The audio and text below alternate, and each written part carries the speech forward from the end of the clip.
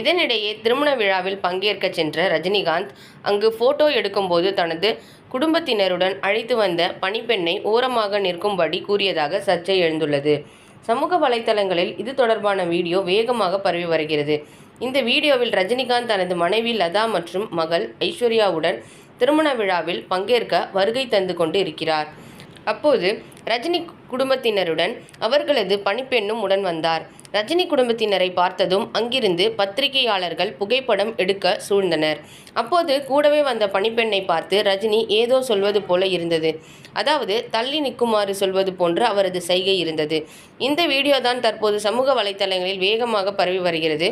பொது இடத்தில் ரஜினி இப்படி நடந்து கொண்டது சரியல்ல என்று சில நெட்டிசன்கள் அவரை விமர்சித்து பதிவிட்டு வருகிறார்கள். அதே நேரத்தில் ரஜினிக்கு ஆதரவாகவும் நெட்டிசன்கள் சிலர் கருத்து கூறி வருகிறார்கள். குடும்ப போட்டோ எடுக்கும்போது மற்றவர்களை விலக்கி நிற்க